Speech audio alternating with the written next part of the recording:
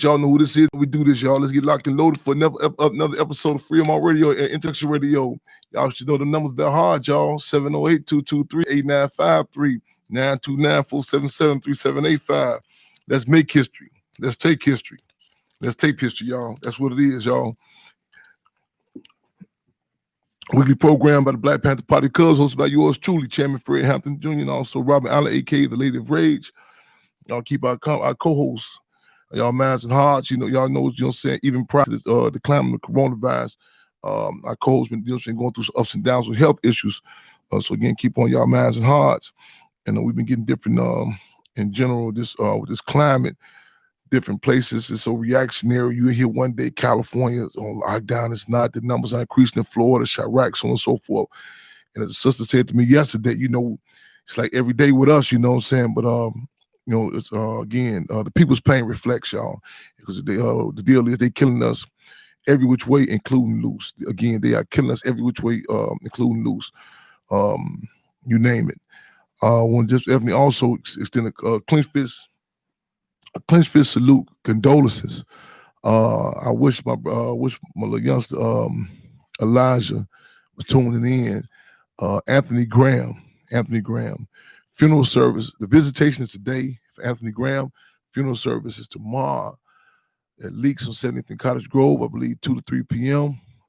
Also, I think Hood Hope got a mobilization going on tomorrow. I got to find out where that's at. But Anthony Graham, this brother, him, Ronald Thigpen, I hope you're tuning in too. Those are some of the brothers that when I grew up, I was able, to check out, that impacted me one way or another. Just again, clenched fist. Also, Anthony Graham had also laid on in life. I recall him literally, I vividly recall him literally, inviting myself, the chairman of the December 4th Committee, Cool, and Jerry and others, and the Black Panther Party Cubs to come to his house. And, and he said in a joking way, but it held a lot of weight. He said, I ain't gonna be out there protesting with your chairman, man, but, me and my family went off we do this once every this was before the Triple C's, Children Community Cubs program. Come by once every couple of weeks, we do a fish fry for y'all or whatever, just for the forces. I recall this, and it was and the deal is this we talking about revolution. Everybody might not play a specified or designated role, because some people have a distorted version of revolution. But I recall even the struggles and the learning and welcoming the contradictions. I remember the time at going by his home, and these different cats, individuals who they were saying, like different organizations, they were jumping up, overnight revolutionaries. They popped up, come to his house. And even some of our forces who was online then, their liberalism, how they opened up. And I said, who is that? And they was like, oh, that's my friend such and such. And they came in and they took this whole vagueness about, we all on the same thing. And these cats tried to set up, they little vending thing in his house and everything. And we had a whole political education about the importance of structure, about how the weight that he comes down on us. And I can't tell me different groups, individuals since I've been out, them popped up, it's like they call them pop-up shops now. And at the end of the day, these individuals can do certain moves it's like some guys go, just mad procreating, So these children, these damaged children be left out there with a disdain because their first contact or lack of contact was some males or females as opposed to men and women. And even with the movement, a lot of these individuals take it as a joke. They go out and just pop up and do different dynamics. But at the end of the day, you see how much damage control we've seen ourselves got to do. We explain to people, hold on, that your first contact with this was not the Black Panther Party, was not the movement. You know what I'm saying? And also it's culpability on all ends. Again, it's culpability on all ends. Because a lot, we are here, we want to hear. You know what I'm saying? So, like somebody come by, they pull up in a car and say, I got this car for $20. You know what I'm saying? You some of your mind tell you, no, they don't make sense. But you know what I'm saying? But I ain't gonna do no hypothetical. We got too many real deal situations. I remember this sister, matter of fact, some years back. This sister was explaining to me that the guy she dealt with was a member of the Black Panther Party. I said, no, that's not the case. And she kept mentioning this guy was from the Black Panther Party. And the guy he was rolling with was an individual who, when I was locked up, people was like, man, Chairman, this dude right here saying so. I said, no, be careful. Don't address it, because you can validate certain people just by even addressing certain individuals. So, get out, I told the guy, I said, listen, man, I'm clear with you on, your whole thing, go out and try, do your little poverty pimp thing, or, get some side relations, whatever. In the event you come up with more than 2 people, it's going to be an issue. Because in the event you come up with more than 2 people, it's going to be an issue. And then he was clear. It was some clarity. So the one guy he had with him, he really believed this facade, because he had no concept of what the Black Panther Party was. So he told his sister, he's a member of the Black Panther Party. So the sister, so I said, no, he's not. So we was at a repass. And she kept saying, no, he's a member of the Black Panther Party. I said, okay. I say, you can't you can't pay him to say that to me. Now, and I'm not saying that I no physical machismo, something happened to you. Certain things just don't make sense when they come out your mouth to certain people. You know what I'm saying? That's what I like telling, when people say certain things, I ask them, I repeat it to them. And just the you know what I'm saying? Like, even when you say certain things, like, okay, like people even about respect, I say, okay, apply this to your organization, apply this to your religion. You know what I'm saying? Like, people say, well, yeah, man, Fred. So I say, okay, let's refer to your leadership, but just their first name. You know what I'm saying? Let's refer to your job, or even the organization. I tell people, would you do this at your job? Would you do? Oh no, I would never do that. You know what I'm saying? Oh, okay. So that's how you get people to come to grips with certain things. But back to the case in hand. So we with the repass with a brother named Dr. Knox. So she goes over, she brings him back, and she said, yeah, I was telling you you're a Black Panther. So the guy come on and said, no. He said, I don't know what you're talking about. And she was like discombobulated. Let me cut to the chase. You've invested, this is no moral judgment. You've engaged some time, some relationships with this individual. So now the narrative has been laid down that you have had a relationship with a member of the Black Panther Party. So now you have to re-alter all of that. Because once you start telling certain misinformation, you know what I'm saying? Real talk, Peter Weestruck, come on with it. False flaggers, real talk. You know what I'm saying? So that's one thing leads to another, and you know what I'm saying? A lot of people they be kind of critical. Oh man, just come on, let that slide. I mean, I was in Denver, Colorado before, and this individual was telling me, he said, "Oh man, they mean well, brother, man. You know what I'm saying? Let's just, okay, man. They may be different, they might not be real, but let them just say they Panthers." I hear your point. I said, I'll be right back. I'm finna go do the salon, the prayers, the Muslim prayers. I'm gonna pray to the north. He said, whoa. I said, oh, that's disrespectful, huh? It's sacrilege, huh? He said, yes. I said, okay, revolution is my religion. Park say we take this war thing deeply. We mean that. This die, we die. We mean that. Deal is structure, and I feel fortunate, you know what I'm saying, to see that, you know what I'm saying. A lot of people have a construed version of structure, because their first concept of structures come from some state dynamic, directly, indirectly, covertly, or overtly. We're talking about a lot of things right in the day, y'all. We're talking about touching down Detroit, Michigan, y'all. We're talking about the case of Hakeem Littleton, you know what I'm saying? Young brother shot down with the Detroit police this past Friday. Vigil this Saturday. Put the word out, y'all. Talking about some cases that's going to some cases that's happening, some hearings that's happening, in particular that of Chairman Larry Hoover, Growth and Development. Also, you see on the flyer the case of the photos of Chairman Larry Hoover, and also the Chief Malik. And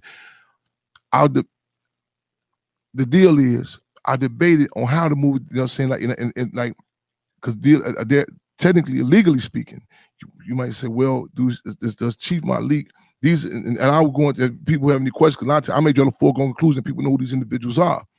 And that may be a little subjective on my part, but we want to be open to discuss this, and you know what I'm saying, and the political nature of the case, and you know what I'm saying, and in so many dynamics, so many cases, it's intentional that the masses of people are held back, are blocked away from grasping political analysis. One of the unique characteristics of the Black Panther Party was they took certain terms like liberating and socialism up out of the bookshelves, you know what I'm saying, where the white left can control them. It's kind of like they say, like in church, where You know what I'm saying? A lot of the hierarchy of the church speaks like in a holier than thou, that you can't touch this. And it keeps the people disconnected from that. I recall the case of Stanley Tookie Williams, co-founder of the Crips along with Raymond Washington. And I recall the race and the class contradictions. I recall attempting to go visit Stanley Tookie Williams November 17th, the year prior before he was assassinated. I recall on the ACLU, and I recall different petty bourgeoisie organizations. I recall struggling with forces to heighten the contradictions of why certain individuals cannot say free Tookie. They had to say save Tookie. This is a contradiction that exists in so many cases, and more well-known political prison cases than Mumia Abu-Jamal and so many others. Because a lot of people come in with a foregone conclusion that everyone had the same interest. But the deal is, whether we're talking about the crime in Chirac, whether we're talking about the political imprisonment of the C numbers in Illinois, or the cases of Sundiata Coley, you know what I'm saying, your brother, your sister, it's not that easily, and that it's not that simplistic that everyone has the same interest. It was exposed in Nazi Germany. It was not just the Germany, not just the SS, not just the Fuhrer, but you know what I'm saying, the U.S. administration, you know what I'm saying, that was in collaboration. It was going down in Nazi Germany. The benefactors, you know what I'm saying, the gas chambers, so on and so forth. So we struggle to not just have, not look at the struggle as a one-night stand, but to heighten the contradictions, to put things in, respond with a political analysis. It may be more easily to come with things as simplistic as black and white, or just a race analysis, or astrological analysis. But the deal is, we're dealing with political dynamics. You know what I'm saying? Again, from words, terms, you name it, and everything is political, including that of political prisoners. And I recall, even when I was locked up, I recall certain positions that were taken and were not taken. You know what I'm saying? And the deal is, not to have a subjective response. I mean, I recall people ask me, why can't groups like Jericho say to free Fred Hampton Jr.? Is it personal that you get into it? And I tell people try to justify others. It has to be similar to like even capitalism. What did we do? What did we do in Africa? What did they be put in this situation to be? What did let James do? What did this for the police to shoot him 14 times? What is the narrative always had to give some sort of humanity to the oppressor. And the deal is you got to heighten the contradictions, and a lot of times people are not prepared to heighten those contradictions, because it comes at the expense. You're going in. I tell people, when I go any meetings I engage in, I don't come in with no foregone conclusions that, you know, I'm gonna come out, or the individual gonna come out alive. You know what I'm saying? And this goes in regards to skin color, last names, you know what I'm saying, astrological sign, religious reference, what have you. The politics draws the line of demarcation. Whose interest do you work in? The state or the people? And the deal, and what the people say, what are you fighting for? Are you fighting against racism? Are you trying to get someone to understand you? So on and so forth. The deal is that precious entity of self-determination. I said one of the most incorrect assessments about a revolutionary is that we're trying to be dictators or what have you. And I recall some contradictions with some forces. I said, no, we're trying to heighten the contradictions that and it's going to be some things that may come out that will come out that people are not prepared for. They say, well, this individual has not read enough. When everyone, even children, adhere to a certain political line. The deal is, whether something happens, who's your first contact? You know what I'm saying? We on a stage in the game right now where we can produce a generation that can help change the narrative for decades to come. We can plant some seeds right now where conversations with children can see when the police kill them. It's not whispered, it's not murmured, it's not code worded. That it's not doubted. You know what I'm saying? Automatically, as soon as you hear it, it's acknowledged. Look how many generations that we have lost of the time that has been wasted. Where people saying, "Well, what happened? As long as you get an education, so on and so forth." You've seen what type of individuals, you know what I'm saying, the Black Power movement in the 60s, what type of music was produced. We've seen with Marvin Gaye. We've seen a climate where it's William Thoreau, the author of Civil Disobedience, that position that narrative in which he said that in an unjust society, the only place for a just man, I'm going to paraphrase it, a just man or a just woman, was prison. It was a climate during the Black Power movement in the 60s where, without any questions about it, it's automatically people, the cases of Assata Shakur, people saying, Assata, you're welcome to come here. There was a contagion that connected across geographical borders, that you've seen uprisings in Attica, San Quentin, Rikers Island, the Pontiac 17, 1977, and so on and so forth. Speaking of which, the Pontiac, Illinois case, in fact, this is a case that Larry Hoover, and amongst others, it was 17 individuals that were charged in this case. And this case was done at the time. This case, mind you, it was various members from various organizations. And the case that this was when mind you, the climate. It was a climate with Sundiata Acoli. And I just mentioned him the other day. I was telling some forces, I'll be up down that Cleon revolutionaries. They have this impression, and in some cases it's true that people have no other options, and they're just fighting consistently, have no other options. You have those though that could have had other options, that could have, that tell people, say, you don't think these entertainers approached us, approached me? You don't think these politicians approached us? You did. It's Field Marshal George Jackson, the Black Panther Party, said that capitalism is such a foul piece of pie. Even if I could have a piece, I'd rather not. Capitalism is such a foul piece of pie. Even if I could have a piece, I'd rather not. Now, don't get me wrong. You have a lot of individuals too who are napes, just they're reactionary. They're just fighting because they can't. Cause, like they say in Africa, everyone is not against slavery. Some just want to hold a whip. So there are some individuals who just want to be a part of it. You know what I'm saying? Then you have those forces, like Deputy Minister of Health Ronald Doc Satchel, who was on the campus in Southern Illinois, heard Chairman Fred speak, left that campus. You had Spurgeon Jake Winters, valedictorian in school. You know what I'm saying? Strapped up, put his life on the line for the Black Panther Party, for the people. You had, Larry Roberson. You had those who gave that sacrifice. You had the Chairman Fred Hampton, you know what I'm saying, who left a situation, who could have been a lawyer, you know what I'm saying? You had the Deborah Johnsons who told her auntie, man, this is what I'm about. You know what I'm saying? They said, well, if you're going to be with that, we're going to change the locks on the door. She said, so be it. You know what I'm saying? You had that commitment. Then you do have those who say, they're forced into it. But it's important to acknowledge you have those who, it's important not only for those individuals' resume. It's also important for the people in which they serve. It's a different feeling that the people have when they find out that someone committed to give up everything for us. Who don't even, well, do you know him? It's a case of Daryl Hamilton, who was gunned down by Chicago police December the 2nd, 2002. Shot 15 times on 72nd Dorchester in front of Enrico Furman Elementary School. I told you, revolution my religion. You see how I pop up like that? Second nature to me. Second nature to me. This ain't no part-time thing. Second nature. Daryl Hamilton gunned down 15 times, 72nd Dorchester. After the mobilizations, after the protests, a reporter from Chicago Sun-Times kept referring to him as Daryl Hampton. And people couldn't understand this. Why you keep calling? I said, let me explain. And the news reporter said, I said, let me explain. Why I said, let me speak. Let me explain. I said, she's relatively, this journalist, politics impacts your hearing, your sight, everything. This journalist who works for a mainstream newspaper.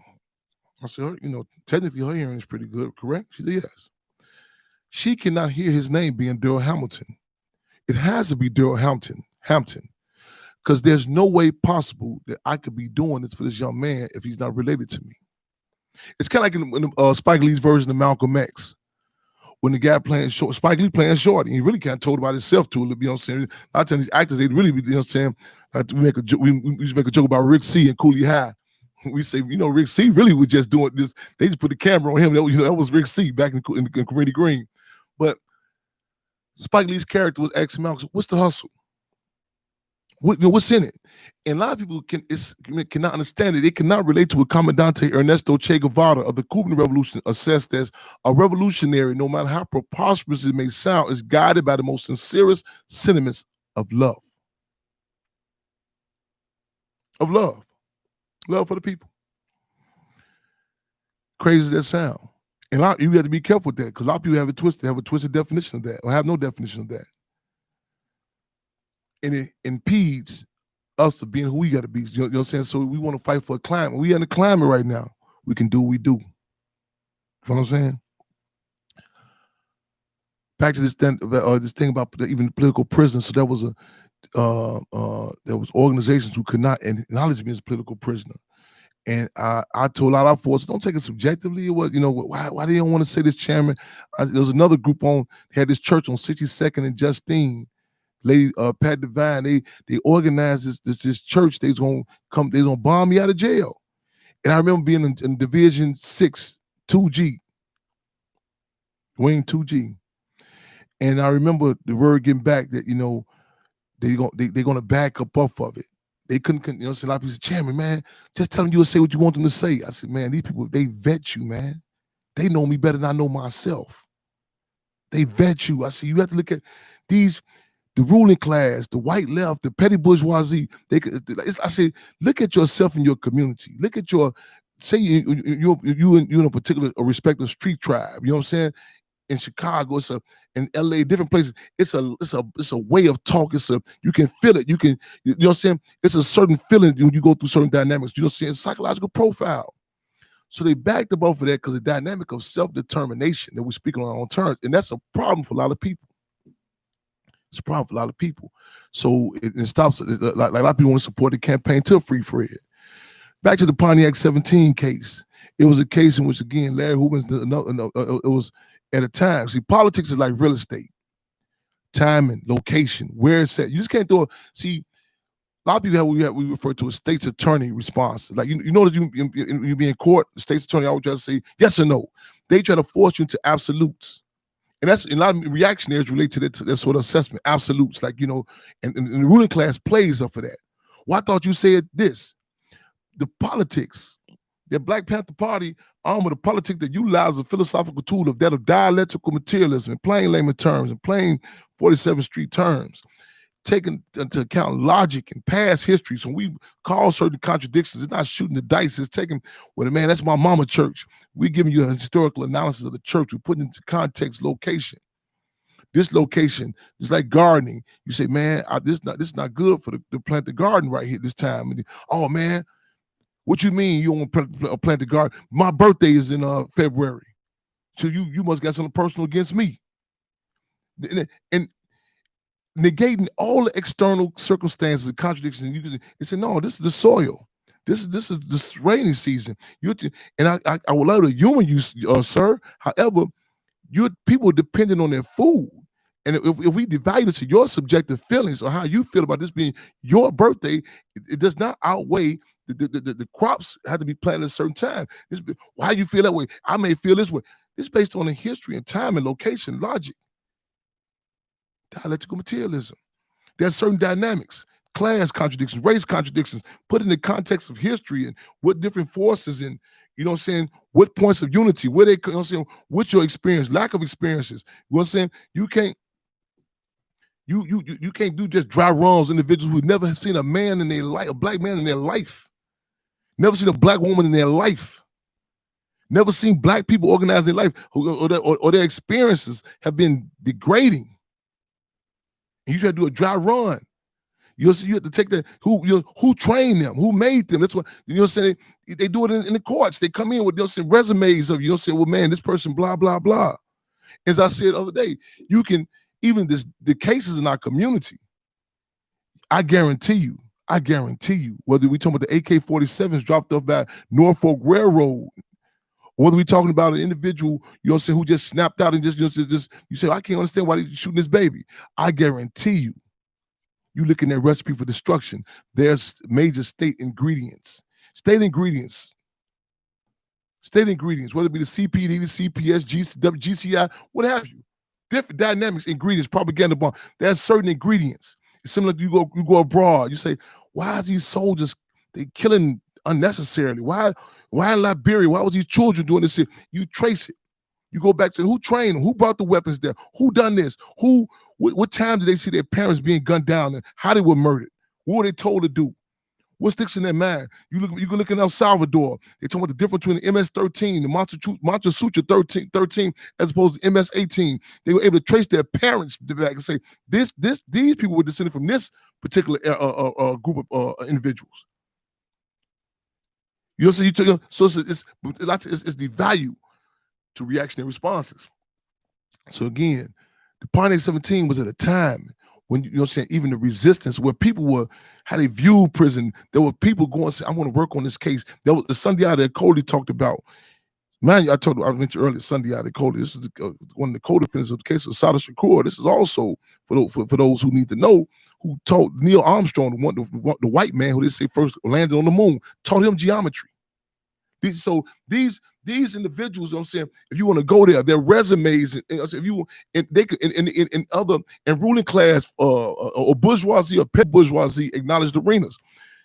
Sundiata Acoli gave an assessment. What was one of the different dynamics between the uprisings during the Black Power movement of the 60s, as opposed to that when we've seen when uprisings happened under the tenure of former U.S. President William Jefferson Clinton, with the refusing to rescind the crack disproportionate sentences with the crack and powder cocaine laws. The different dynamic was the climate. There was a climate where you seen during the Black Power movement in the 60s, there was a connection to those held captive. There was an atmosphere where children hold their chests up and say, my daddy locked up. Daughters would say, my mama's on the run, as opposed to a climate where the state had done so much incorrect politicizing and dropped so many propaganda bombs through movies. And, you know, yes, movies. You do know the TV show Kojak was actually a TV show that came up the actual case of the New York Three. Everything is political, including that of propaganda. So even this is a climate where people the TV show SWAT, man, SWAT was created right after the, you know what I'm saying, the uprisings, you know what I'm saying, the attack on the LA chapter, you know what I'm saying, Black Panther Party, you know what I'm saying, and they came with the music, all these different dynamics, you know what I'm saying.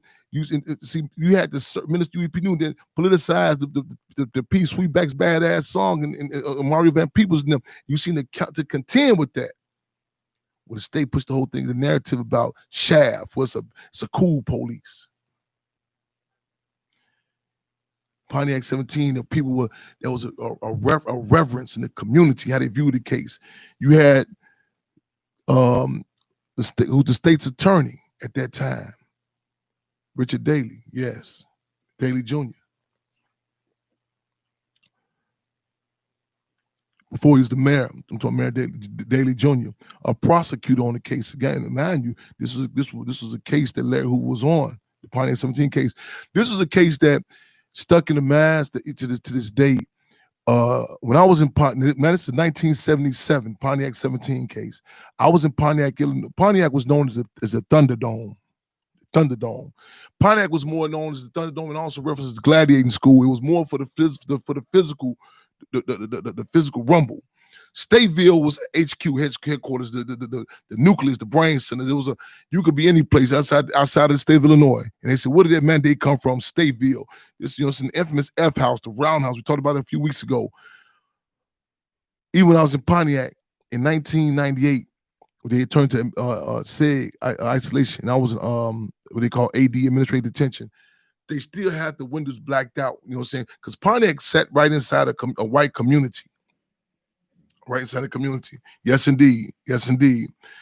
And they couldn't see in because you had actual people living outside Pontiac, but it still stuck. It still was known, you know what I'm saying, stories about the uprising, how the prison was taken over, you know what I'm saying, uprising, the conditions were challenged. And mind you, these were not aberrations. It was like imagine like how you hear about like now, I mean, like you have a climate now, you hear, you know what I'm saying, people not, it's like, it's a different climate. And sometimes it's like a bad relationship. You know what I'm saying? It could be something like 2 weeks ago. You forget. You're like, well, man, I don't know. Then they'll say something, you're like, oh yeah, I remember how bad that was. You know what I'm saying? You we forget it, not in a far long past. police gun us down, and I mean, I don't want to say nothing. Wait till my lawyer come. Sharp ain't gonna speak for you. See, I mean, you people saying the police. Not that long ago, police killed someone. What did he do? Did he get it? Wait till we got to vote. You seeing a different dynamic.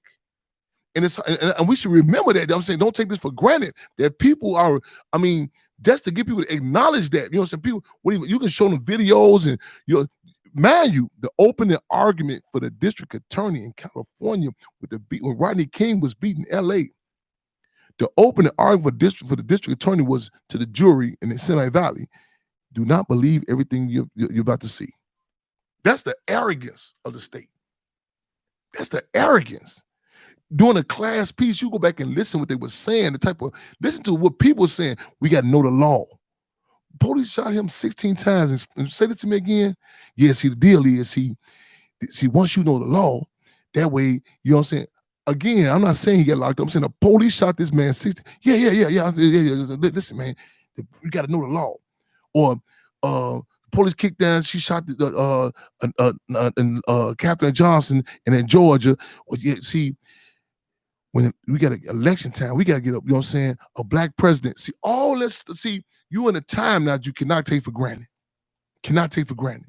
There are certain conversations that people can have that's, you know, acknowledge people to the whole, I mean, the political impact of the music industry, the TVs, the school system, everything. You in a climate now where people are telling you, hey, I got to eat. I'm going to say, well, we can't come out, curfew, I got to eat. So it's a terrible, as Chairman Mao Zedong says, a terrible fine time. Just back to these cases. So the state has memories. They remember that was the case on that Hoover. I recall even when I'm saying all this in this case in particular because there's a hearing set for tomorrow. And also even when the different cases, man, let me give for those outside of Chicago listening audience who may not be familiar with just the impact of the structure. The structure, the different dynamics of everything from the religious institutions to the street tribes, to you name it, you know what I'm saying? I recall even Roland Martin said he never seen nothing like it, you know what I'm saying?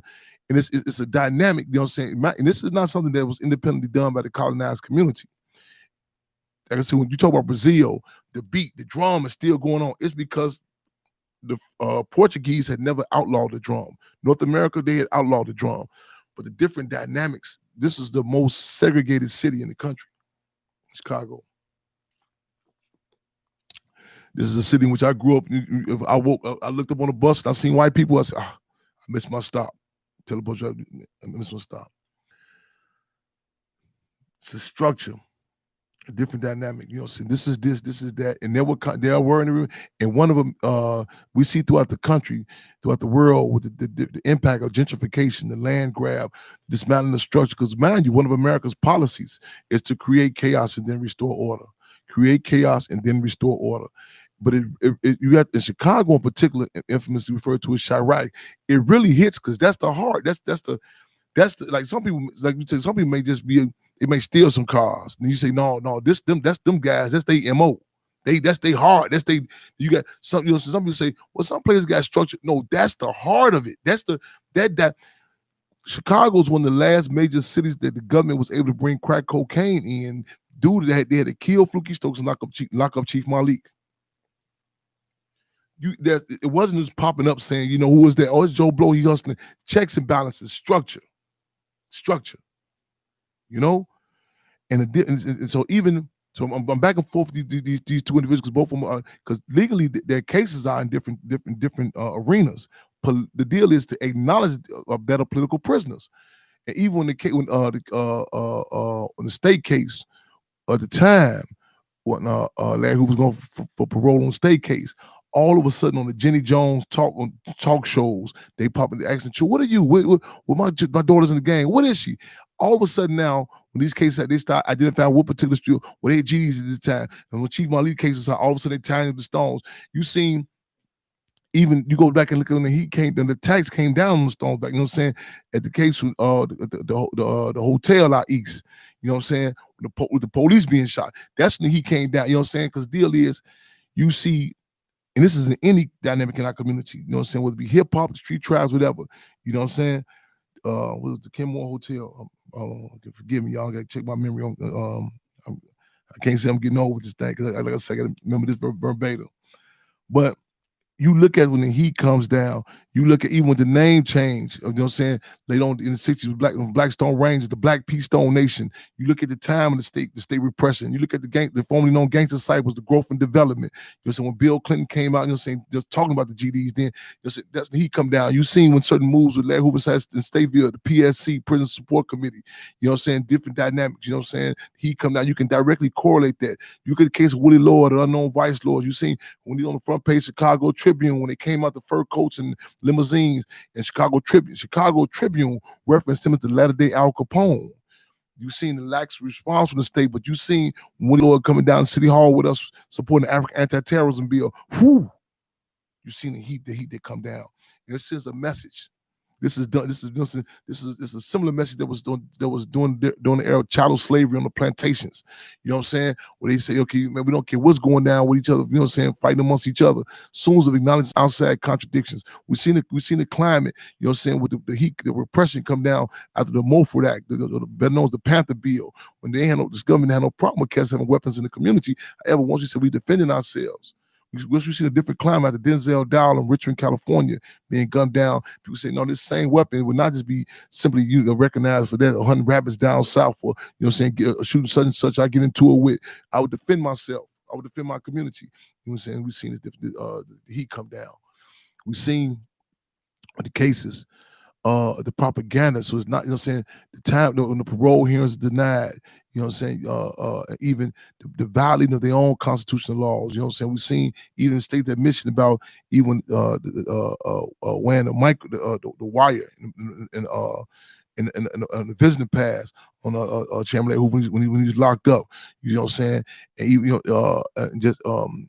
you seen even with the impact of music, that people don't think they listen to the music. You seen in Larry Hoover's federal trial, you seen them play the actual excerpts from the Ghetto Boys CD when he's speaking on the Ghetto Boys with cassette tape. Then, you know what I'm saying. So again, the different dynamics of that. Again, the Pontiac 17 case, you put this in context, and there was a time when people, how they view prison. You told me the case when Chief Malik was going to court. I was in high school then, when, you know what I'm saying, youngsters all over the city going down into the court. You know what I'm saying, the state studied that because it was not this form, the state was not successful this time with this propaganda. With just, you know what I'm saying, how either these prisons are living this life of luxury or disconnected from the community. It was acknowledged, you know what I'm saying, these are our mothers, our fathers, our brothers, our sisters, our people. In the court, the connection was there. You know what I'm saying? People, you know what I'm saying, to go on visit to make that connection. You still seeing some of the residue from the, you know what I'm saying, from the Black Panther Party, free busing programs to prisons. We've seen that connection. You know what I'm saying? The deal is this system, how it moves, how it operates like a dogmatic pimp. They, you know, so when he grabs a youngster up at the Greyhound bus station, divorces her, divorces him, whatever, from their respective family, isolate them. They're doing, saying, the deal is we have to say one prisoner, one contact. They have that correlation to those who are captive to the outside community. You know what I'm saying? The cases of the C numbers with indeterminate sentences, the cases of not let the ruling class, nor the white left, nor the petty bourgeoisie, people who cannot relate to our community, be the spokesperson or define who is a political prisoner for us. We cannot wait on something for them to get vetted, to get through us and to grab some gorillas and take them and, you know what I'm saying, soak them and sanitize them, you know what I'm saying, cut them up and take them to the chimpanzee store, throw the bow tie on them and teach them how to walk and talk like, you know, so like they train us. They say, okay, now you can acknowledge this is a primate. We got to, you know, so we got to recognize these gorillas in the jungle as we speak. We live direct on Freedom Radio, making history, taking history, taping history, y'all. Let us know. Come on, call in 708-223-8953, 929-477-3785. We talking about what's happening to Hakeem Littleton in Detroit, Michigan, gunned down by Detroit police this past Friday. We talking about the case of Chief Malik, the case of Chairman Larry Hoover. We talking about those are political prisoners. What's the call? Free them all. We have any callers in queue?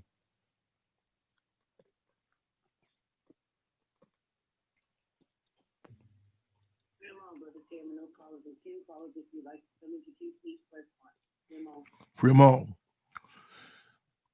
I've been missing some texts, my comments. Y'all let me know if there's anything in particular I missed or to touch down on.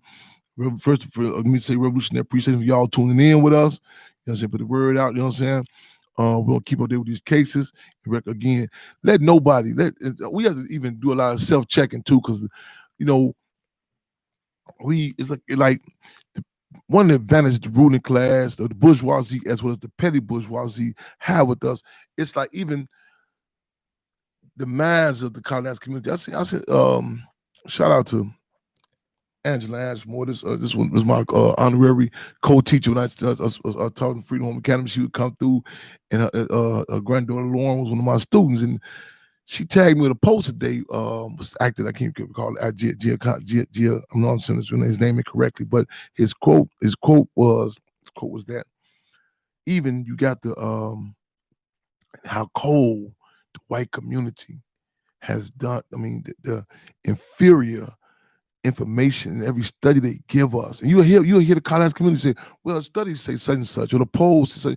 You're like, who's? I mean, could you imagine the Bloods referencing you a study from the Crips? You know, well, the Crips said, that such and such is that's a better weapon for us to get. I mean, you at war, and that's not even a good example because again, it's a subjugated relationship we're talking about. It's not we're not two entities just fighting for even playing field. Now we're colonized. So again, the colonized community referencing the ruling class, and to have the minds and the hearts of the people. You know what I'm saying? It's a cold number. It's a cold number. And we say, what are you fighting for? We're fighting for the minds and the hearts of the people. Because we understand what Minister U.E.P. Newton said, without the people, revolution is impossible. And you can, and deal is with that. The colonized community, that is like that bourgeoisie covering, that film that they pass on to the petty bourgeoisie, that it's like a barrier. It's a stench. It's a system's stench. It's an arrogance that many of us incorrectly respect. So saying, oh, that's such and such, and they come with their nose up, and we don't even challenge them. And it holds us back from even calling contradictions. You know what I'm saying? Contradictions they would nail us to the cross for. Contradiction they would say, well, is your mother and father married? How many children do you have? Or, do you have education? When it comes from them, what I'm saying? They would say the bourgeoisie and the petty bourgeoisie, oh, they're not a dope fiend. They're chemically dependent. You know what I'm saying? But we chew ourselves up. You know what I'm saying? What did you say that? What language did you use? And you know what I'm saying? And we're beaten before we even hit the battlefield. They'll say they attack. You'll see the U.S. attack Iraq, and I'm watching the news, and they say, well, Saddam Hussein had fired several Scud missiles, and the U.S. returned with Patriot weapons, Patriot bombs. I said, then I'm looking, and technically it's the same weapons, the same. I said, wait a minute. I said, how was that Scud missile? You know what I'm saying? And we see all the time in the community when the hockey games, you know what I'm saying, or whatever, the white people, they're just you celebrating. Who is all these black gang, they thugs and gang members? Chicago, you never hear the word, the state sanctioned cartel being acknowledged. A guy passed gas on the street, he had a car accident. Gang members, hold on, man, no, dude, that's civilians, gang members, and so that we have to struggle with that because I noticed it. I see it, and it stops you. And we have to it's like a comedian made a joke about. You say when you see these entertainers come out on the Apollo and they come out there and they say, first of all, I want to thank my Lord and Savior Jesus Christ. They done got the crowd to back up like, man, whatever I do, don't boo me. You know what I'm saying? I done got you in a whole different arena. As opposed to you saying, hey, hold on, man. This the Apollo, man. All due respect, man. You see, we at Sunday service, what it is, man. That way, it taps into a certain arena, you know what I'm saying? And so even the bourgeoisie and the petty they'll come with an arrogance and I recall a situation, this IRD some years back, and I struggle with these sisters once, you know what I'm saying? Because the mayor of Chicago, Mayor Rahm Emanuel, had dispatched one of his entities over there, you know what I'm saying? And you know what I'm saying? So her class arrogance, it was so bold. She got up and she said, you heard, people giving testimony, had children would come murdered by the police, You know what I'm saying? This is right on the heels of Mike Brown. The climb was, it was climax. It was hot. I'm talking about, man, people, it was on 10. And in the state themselves, the mayor himself couldn't have penetrated it. They sent the Negro petty bourgeoisie. And she cut through, and people, you know what I'm saying, and literally said, she has no feeling, no concern for none of these individuals, none of their families. You know what I'm saying? And then she said, because when her boyfriend, her guy got killed, but she hit the, you know what I'm saying, cut and right at was coming together. The conversation was happening. And I struggle with the other people. I say, had that been in a bar, there's no way possible you can tell me that some champagne bottle would have found its way to address this contradiction about the disrespect of the pain of your loved one. Had that been in a beauty salon, there's no way possible you can tell me that some half-empty bottle of shampoo or a dye color would have just fell off the top of a shelf in a aid in addressing that contradiction. However, when they come in with a class arrogance, so you see it. I tell people, I say, I could imagine, you know what I'm saying, when these colonials, they come to certain countries and come to certain places, the arrogance they come in, and it'd be so bold, a lot of people are defeated through the door. As soon as you see them, they come in with the words, you're like, well, maybe even they kick through our doors. They come in our community. When they ride through our community, it's an arrogance. When you go to the, you know what I'm saying, you be like, they don't even, maybe I'm visiting. I mean, you know what I mean? And it defeats you as opposed to getting an analysis. And even if you have an analysis, even if you don't have that, even going with a reactionary system, say, well, okay, wait a minute. Would I go for this for Joe? Would I go for this disrespect if it was Joe Blow? Just go with that. What, you know what I'm saying? You say, would this make sense to me? You know what I'm saying, in the community? You know what I'm saying? And see, you even see like the ruling class. You don't see like the thing with, man, Donald Trump, man, clemency, Roger Stone, his buddies, ain't no trying to figure out, well, man, I don't know how it look. That's my friend. Like they say in chess, playing chess, they have you beating yourself. In our community, we have to be nothing less than the politics. Nothing less than the politics. Put this in correct analysis. The terms of distinguishing, stealing from liberating, rioting from rebelling. These are not terms for slick sound bites, but they're important. The politics produces a backbone. A backbone in particular. How you address her, they get you sidetracked. You know what I'm saying? Well, you say, man, wait a minute. This person a member, the leader of the gang, blah. You think Donald Trump had waste back and forth with people when he went to go to the clemency for Roger Stone? You think they can ask him a different question? Well, you know what I'm saying? Was you and you think when they bring up the thing about the legitimacy his wife's citizenship, they want to try to figure out, well, did you really love when you married? Do you think he even give that life? But you look at the trivial pursuits they have the colonized community engaged in. How embarrassing, you know what I'm saying, how trivial it is. And who gives it life? And you know what I'm saying? And say, man, and again, to put this in correct political context, that we need to give life to action. People try to sidetrack you. This person, a member of a gang, was Rodney King? Was he speeding? This is the type of insult that they have the colonized community subjected to. And even just in back and forth, you watch the petty bourgeoisie. And so when I say a film or a scent, is they were doing these trading these wolves as a term in the zoos where they take docile animals and mix them with, you know what I'm saying, animals with more backbone. And they were talking about different dynamics. They were saying how they took the offspring from a certain breed of wolves. They wanted the wolves to look like them, but they didn't really want the wolves. Like I said, a lot of people, they want the Panthers, but they don't really want the Panthers. They want Chairman Fred, but they don't really want Chairman Fred. So they say, like, you know, a lot of people relate. I make a joke about it. I say, Kanye want a black woman, but he don't want no black woman. You know what I'm saying? A lot of black men want a black woman, but I don't want a black woman like 50 Cent say, you don't want no smoke. You know what I'm saying? And like a lot of children, they want pets, but they don't want no pets. So you're like, here go your pet. No, I didn't. No, hold on. Using the bathroom over there, fleas. Oh no. Oh, you want a stuffed animal. That's what you know what I'm saying? People, you know what I'm saying? Well, this what comes with certain dynamics. You know what I'm saying? I tell black men, oh man, hold on. Don't, you know what I'm saying? Just don't be a man now. Matter of fact, he got clip on, they got clip on ties and clip on private parts. Don't stand up now. Or black women, I don't want that part of, you know what I'm saying? So these are everybody, every entity has contradictions. So you know what I'm saying? And the deal is, with us, we must struggle to put the contradiction in its correct context. Whether people talking about we have attitudes or whatever, the dynamic, the conditions, what we got to deal with.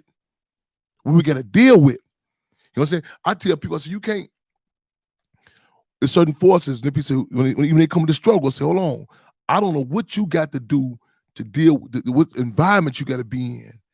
You know, I mean, I was in LA when I was in struggle with some cats one time, and our coach would say, Cham, you ain't being reactionary. I said, no, I gotta speak a certain language right now. And you say, you don't know what an individual has to deal with. You know what I'm saying? That's why, like, even you pick you know what I'm saying? I see, even in this fight, we have to be clear. We're gonna do some cold things, but we also gotta struggle not to become a cold people. So that's why you gotta you pick your battles, because you can lose.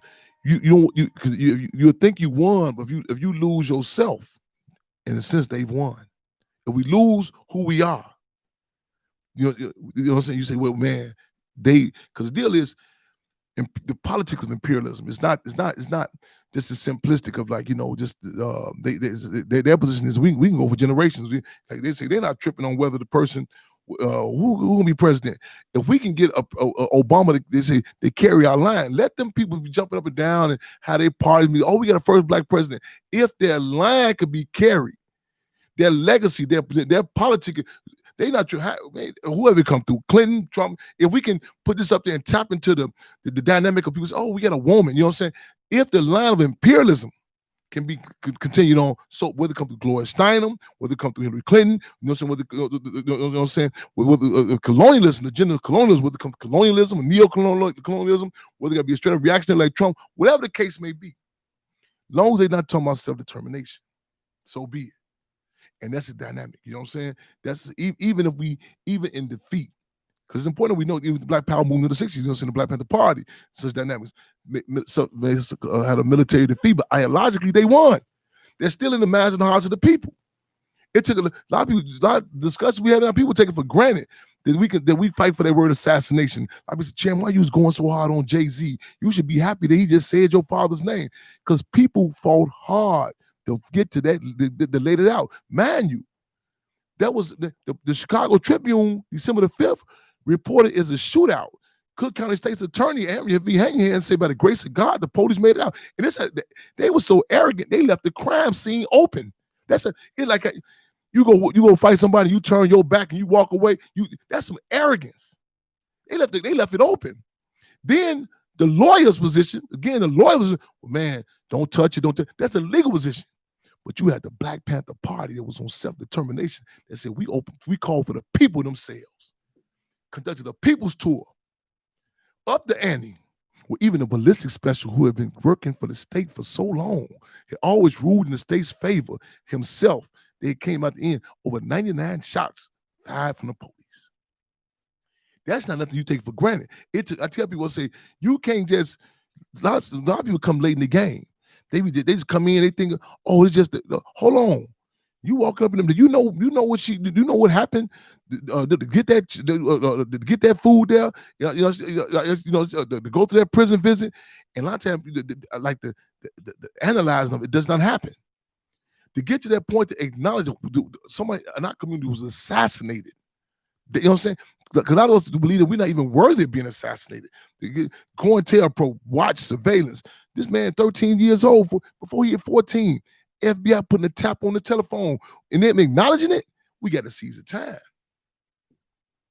Because it happens all the time. We're one of the biggest dynamics in our community is we're deprived of acknowledging there's a war being waged on us. Other communities get that. They get that. We need to stop and put stuff in political context, whether it be the slander, the attack, the movements, all of that. And not just, we can't say, well, that person don't know what they're doing. They work, for into the state. Whether they know it or not. That does not, that the overall reality does not, does not negate that contradiction.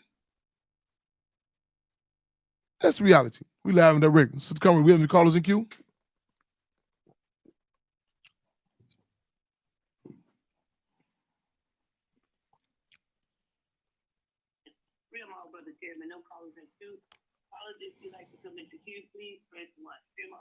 Free them all. Need Detroit to call in. Y'all talking about Hakeem Littleton. We need Detroit to call in. We need some outstanding members to call in on this. You know what I'm saying? Was any updates, the case of the hearing for Chairman Larry Hoover tomorrow? Outstanding members, you know what I'm saying, or people in general calling in regards to the contributions, you know what I'm saying? So people, Chief Malik and other forces, your brother, your sister down the street, so the people can relate to these individuals, to these cases. You know what I'm saying? We have to seize the time. You know, as we say, when opportunity knocks, snatch the door off the hinges. We have the people's attention now. You know what I'm saying? There's certain discussions that have been happening. You know what I'm saying? Prior to this, there's been such a propaganda campaign that these individuals have been detached from our community. You hear certain trigger words, gang members, so, you know what I'm saying? It detaches, it cuts the soul of her. Right now, the political pores are open. Let us seize the time. As what Lenin said, it takes people 20 years to learn ordinary times. They learn in 2 years in revolutionary times. Let's seize the time. That's what it is. Let's make history. Let's take history. Let's take history, y'all. Y'all come on in, call in with us, cub in with us. Give us some of your testimony. Come on, talk about it. You know what I'm saying? Put it in correct political context. Talk about it. Talk about your days. Talk about the impact that the Big Ford had on you going down to the discos. Talk about different dynamics of, you know what I'm saying, or respect of structure. You know what I'm saying? How you recall, you know what I'm saying, seeing on certain days, you can, you know what I'm saying, certain men and women going down to, you know what I'm saying, certain communities. Talk about the big meetings, you know, talk about the meetings with all the street tribes called down to the Big Four. Talk about the different dynamics about some individuals, you know what I'm saying, coming and being locked up and them learning how to, you know what I'm saying, to read through the literature with, you know what I'm saying, with the growth and development. Talk about the, you know what I'm saying, the policies and structure about different things that some people may have taken simply, how, you know, to come in, policies, make sure your bed was made, how, you know what I'm saying, you couldn't steal. Talk about these different dynamics. You know what I'm saying, that how it impacted you, how, you know what I'm saying, how it impact, if you don't say you, individuals in our community, you know what I'm saying, and I'm not, you know what I'm saying, romanticizing. Yes, some contradictions. Every entity, whether you want to talk about the church, whatever you want to talk about, has contradictions. But the deal is these dynamics, these, you know what I'm saying, talk about just even you know, the word was the pheromones that these individuals released in the, you know what I'm saying, I know a lot of people ain't know that term, ain't never heard, it's so foreign. That's an actual chemical that men release. And some people even know, they had no concept of that. You know what I'm saying? Ain't never been raised around, ain't no men. And these, you got to say, this is actual chemical. Talk about how you have the response from certain people just by hearing certain men's names, by seeing certain men's men images. That dynamic. What if you know, if you see it, you think the state don't see it? You think they don't see it? Y'all come on in, call in, cub in. What is y'all? Let's make history. Let's take history. Let's tape history. Press 1-929-477-3785. Also 708-223-8953. Ooh, man. Fremont to come around.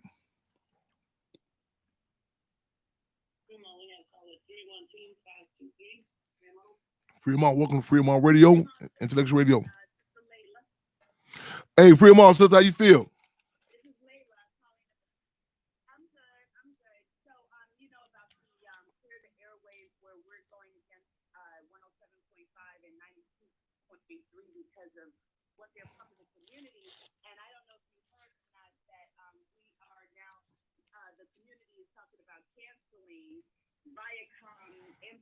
VH1, but they're still not wanting to cancel these radio. Just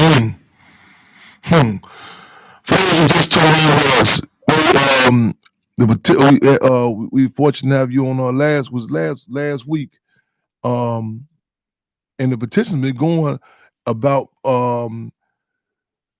the proper and you get and we were fortunate as well as unfortunate to hear some of the lyrics. I'm using that term loosely on GCI 92.3 that you laid out, but now let's talk about even the contradiction. And this been going quite some time, and some people it's been like a liberal position, but about even challenging that. But you say why right now they're talking about doing what, boycotting Viacom now? That's a big discussion. That's being discussed because of what happened with Nick Cannon. Huh. So this is the let me say this. Let me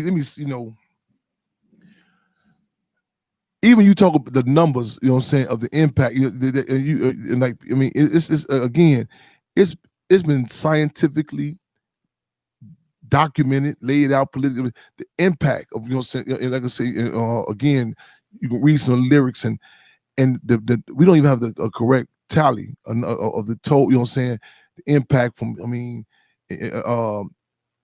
state. They acknowledge, they recognize that. There are actual cases where they have taken people to jail and put them on the stand, say you were listening to Tupac's song before you get into it with the state trooper. I mean, this is documented. This is the state says this. I mean, they tried to charge Tupac, not the record company. We seen the heat that came down with I think it was might have been Sony with Ice-T, the song Cop Killer, spooked him to the point he ain't stopped playing the police yet in the TV shows and movies. But yet, we talk about this contradiction about, I mean, and mind you, we talking about these cases I just mentioned to you, mind you, these are adults I'm talking about now. They're talking about these are adults. This is the guy, the state trooper case, these are adults. But somehow we're talking about these cases of these children, the propaganda bombs. And you know what I'm saying, and it's not hitting the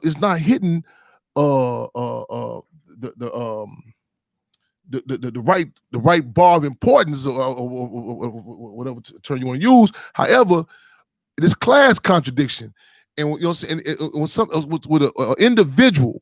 You know what I'm saying? I talked about this even with the dynamic about Kaepernick with the job. This individual, you know what I'm saying, and it's kind of insulting. You know what I'm saying? Not to take away this, you know what I'm saying, this contradiction, to devalue that, but I'm concerned too that a lot of times the system will give our people which fights to touch, which fights to address, and even like that's why you hear us say free them all. These different cases, we make sure we say free Fred Hampton Jr. Free them all. This is a dynamic, because if it was just, these are not aberrations. And the crazy thing is, if it's done in a way to address it for the people, that way it'll be the ruling class, the record company will respect the individuals. It's kind of like the old saying. They say, "What's good for the family may not be good for the community. What's good for the community is good for the family and the community." And the Black Panther Party position was the whole is bigger than the part. So if these campaigns were to be called out and addressed, and also, you know what I'm saying, it's insulting. Like even had the rules switch up. You know what I'm saying? You say, okay, well, we're not going to do nothing about protesting. Then you see these same individuals say, okay, now it's time to address certain contradictions when it's watered down, sanitized. Okay, now you can do it subjectively for an individual, as opposed to a general summation. And the police know it. You they're not going to give you one police to say, okay, well, he wrong. They keep it in a general objective. Say, no, this is the police. Whether we're not going to let our institution be, be disrespected. Our people.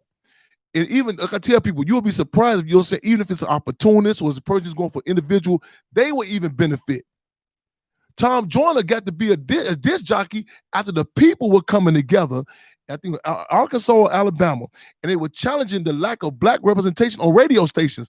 He got that job. It was a bigger campaign going on. So people, that same energy people talking about this thing about Nick Cannon's job, addressing these contradictions in general, it sends a message to the ruling class. Like we talking about the question of political prisoners, whether you know this person or not.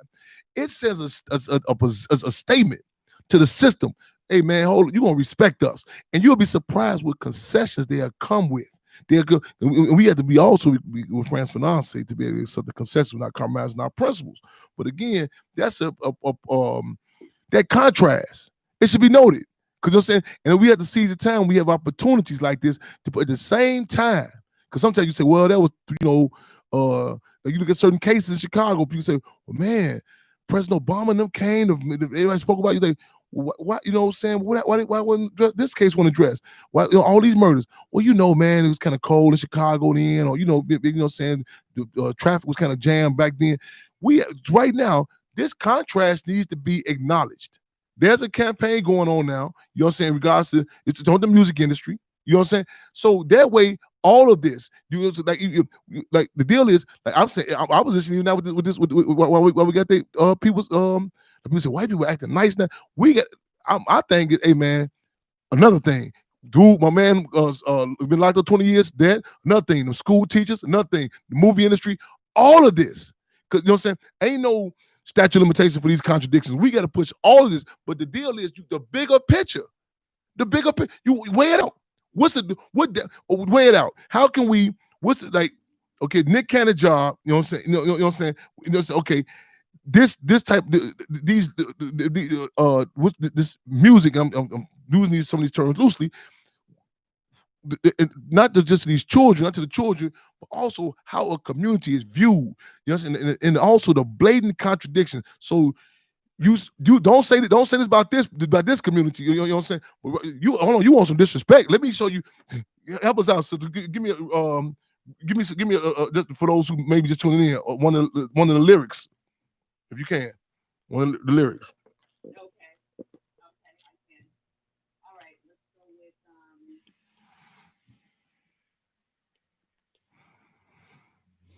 let's go with drug use, and then I'm gonna give you a shooting one. So drug use, let's go with if I got a pint of lean, I'm a sip. Lean. If I got a pint of lean, I'm gonna sip. And that's played on GCI and 92.3. And then this Draco undefeated. Draco is a gun.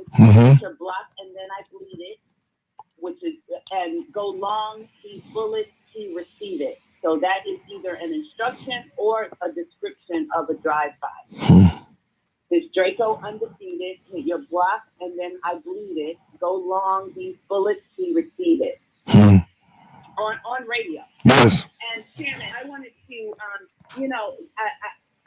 I like what you're talking about, because the significance of a psychological war when it comes to propaganda, I want us to, the audience, I want us all to understand. That's why Nick Cannon was coming under fire, is because the Jewish community is not going to allow propaganda against their community. And what we allow and think is freedom of speech and having ourselves portrayed like this in the media is psychological propaganda. And we are being portrayed as the enemy to a civilized society. And that propaganda campaign ended in World War II.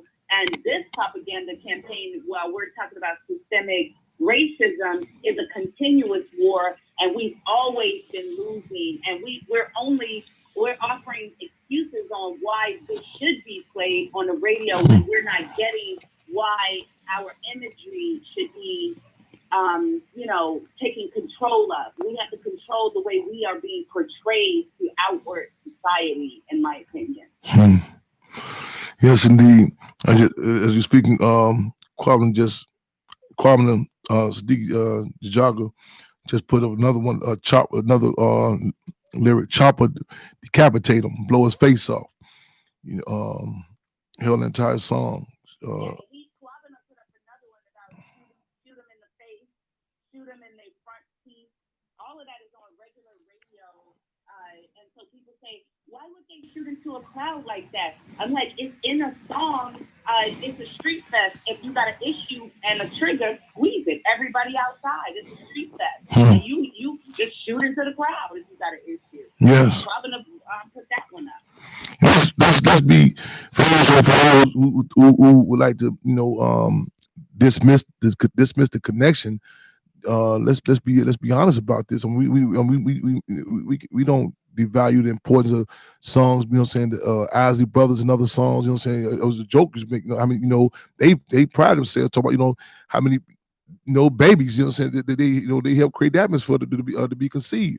So we cannot negate the importance of music and propaganda, but also even of acknowledging, I think it's important too. Like it's like politics is like time and location, everything. The time and what time of night we would hear certain songs and code. When people say, well, the children shouldn't be, we hear this all the time. Well, they shouldn't be up. This is all. This is up early in the morning, all during the day. You know what I'm saying? And again, we're not dictators. You know what I'm saying? People say, okay, well, certain contradictions or well, let's be an area. You know what I'm saying? No balance, no nothing. You know what I'm saying? And the deal is, and the guy, I think the baby, this recent this song he had made, he just said, I want to. He even hinted. Now he said it. You know what I'm saying? That how they have to dump. They're told. You know what I'm saying? What to say, what to produce, what to put out. You know what I'm saying? And we have to acknowledge this, we call this contradiction. You know what I'm saying? It's like what told directly. And one meeting. It was that term loosely too. What's the artist's name in New York? The guy, the young guy got locked up. Young guy. They had him dancing on the tables. And no. He was dancing on the tables. They doing. It was. He's still locked up right now. And it was. It was so degrading. You know what I'm saying? Who you say? No. This is no. This is young. Who? Bobby Shmurda.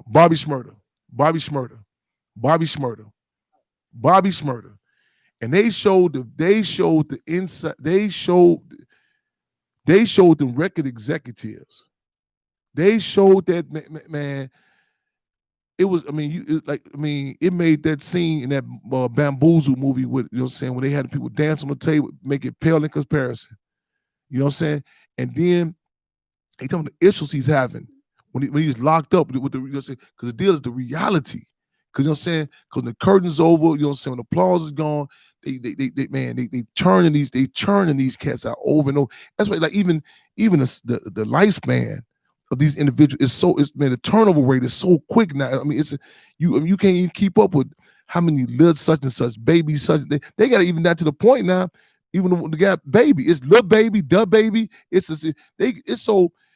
being so much like an old Ford car manufacturing plant. They got you have to have the Ford F-150, the Ford 250. It's so many. They cranking out so many of them. Like the Jordan gym shoes. Well, no, not the S12 Jordan. You gotta have a sudden. They churning them out so quick. It's not even no uniqueness. So we would know an artist like, oh yeah, that's such and such, that's their thing. Even we knew that the cutthroat type of situation they would put artists in before, like, well, we only had one artist do this. They tell you if you gotta brag about, you got to do more killing, and the competition is on. And you go back and follow the track record. As soon as they get signed, you go look at some of these contracts of these artists. They have it in there. You get the bulk of your money when you're 25 years old, and knowing these cats ain't gonna make it 25 years old. Yeah.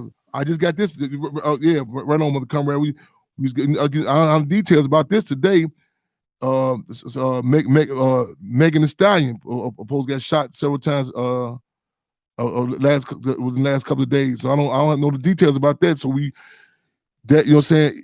Because the deal is, even these. I'm a savage with my little 8-year-old. I said, what are you thinking? I'm a savage. Everywhere. Yeah. So it's like I say, this. Thank you. Sis. Right on. We live in the rec. Did you right on. Thank you. Right on. We live in the rec on Freedom on Radio, y'all. Let's make history, take history, and take place. I encourage y'all to call in. You know what I'm saying? Again, we talked about the petition and we draw the contrast of those campaigns. You know what I'm saying? And again, it would be one thing if we can just say, okay, that's just, you know what I'm saying? Some communities say, well, I want to go see a Shakespeare play. That's not going to impact my children. Not going to see those two, Romeo and Juliet, the two families killing. That's not going to impact my families. You know what I'm saying? Going back, I remember my niece and my son. You know, they fall in love, commit suicide. We did this stuff is, I mean, man, it's hidden. I mean, reality. This ain't no. I mean, you can literally trace some of the, I mean, the dynamics and hear about this stuff. You know what I'm saying? You be like, whow. I mean, what's happening in our communities? I'm talking about, I mean, it's like, I mean, we just got Word 69th and True back to back, y'all, back to back, back to back. Clear Airways is a Facebook page. Right on, lead it right on. No, it's not cool, Sister Angel. Not cool at all. Real talk, y'all. This, you know what I'm saying? And the deal is, we got we doing some real deal repercussions, you know what I'm saying? And it's we ain't got no tally on, what been lost, especially right now in this climate of coronavirus, you know what I'm saying? I'm sure they got bodies coming up in there, you know, bullets in the back of their heads. It's just been being classified as coronavirus, you know what I'm saying? So we got, again, we've been here from every which way. And the deal is, you know what I'm saying, we got to do what we call the octopus tactic. We got to be hit, you know, swinging all 8 arms. We got to have our guards up at all eight arms. We got to talk about the case of Hakeem Littleton in Detroit, Michigan. We got to talk about the case of Chief Malik. We got to talk about the case of Chairman Larry Hoover. We got to talk about the case of C Numbers. We got to talk about the case of your cousin. We got to talk about the case of the sister down the street. You know what I'm saying? We got to talk about the case of the juvenile detention center. We got to talk about what's happening in Ohio. What's happening, you know what I'm saying? What's happening in Oakland, California. You did? Because again, everything is political. We live in the record free on my radio, y'all, making history, taking history, taping history. Also, Intellectual Radio. Those two numbers are 708-223-8953 and 929-477-3785. Press 1 to be heard.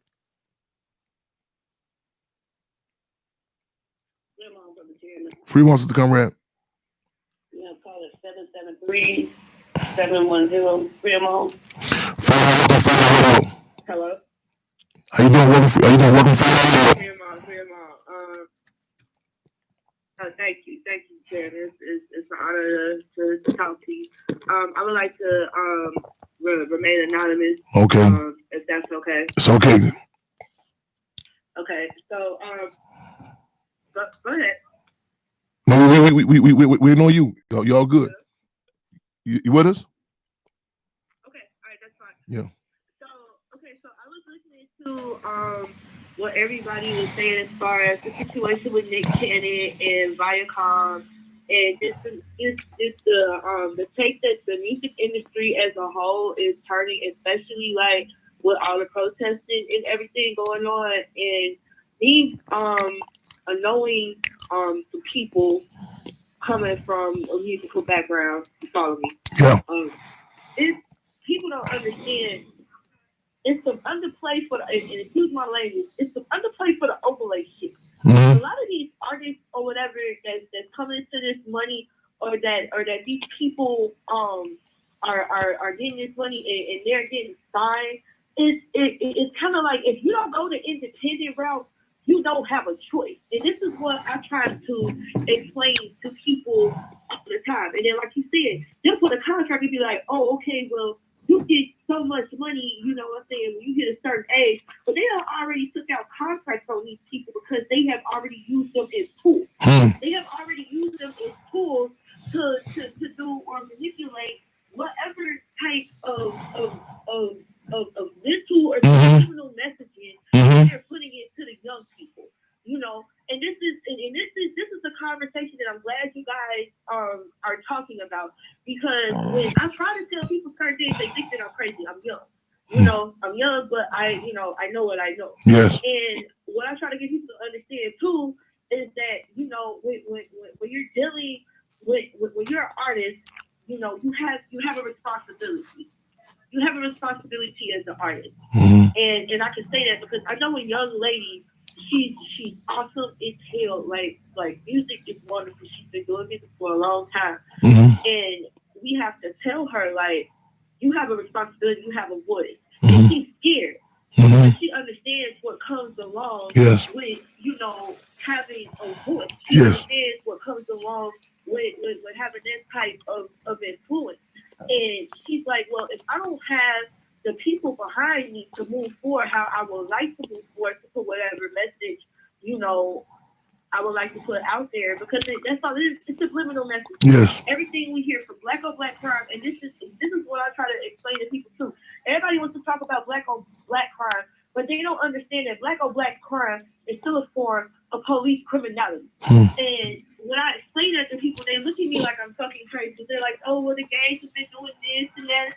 At this point, we don't even know if it's all gang shit. Come on. We don't even know. We honestly can't say this shit. We honestly can't say it's all gang shit. Yeah. Because when you look at the blueprint, these motherfuckers have a 10-year. No, I'm sorry, they have like a 30 to 50-year plan on our ass. Yes. Or whatever. Like I was thinking back, like with the riot situation, right?